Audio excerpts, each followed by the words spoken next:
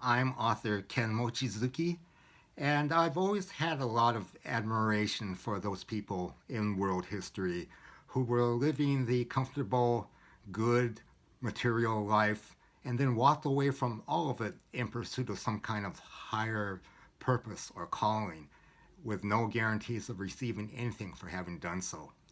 I found a person like that and I did a biography on her.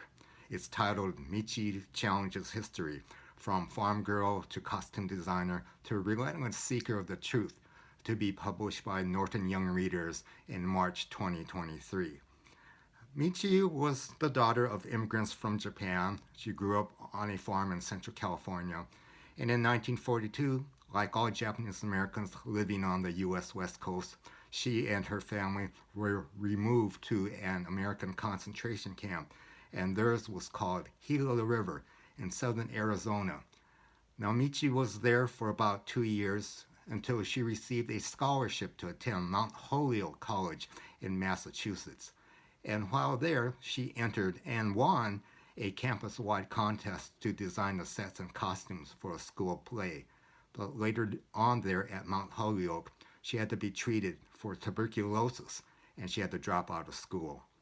Still interested in theater, she eventually made her way to New York City, where she met her future husband, Walter Weglyn, a German Jew who made his way to Holland via the Kindertransport. He was in hiding from the Nazis for almost 3 years until the war ended and he immigrated to America. In the early 1950s, Michi was able to land a job as a costume designer for a Broadway production, and she worked on other Broadway productions. Then she was able to work on TV shows, and she became an acclaimed wardrobe and costume designer for what was called variety shows in the 1950s and 1960s. In 1968, she was watching TV news when she heard the U.S. Attorney General say, "We have never had, we do not now have, and we will never have concentration camps in this country."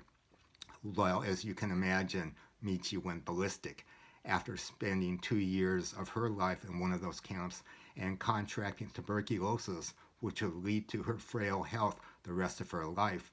She said, "He's not going to get away with that." But what could she do about it? She wasn't a scholar, an academic, a book author, but still she went digging through the Franklin Roosevelt Library, the National Archives, other libraries to find out what was the real reason for the creation and operation of these camps and who was really responsible for it. So after about 8 years of writing, researching, and trying to get her book published, she finally did in 1976, Years of Infamy, The Untold Story of America's Concentration Camps.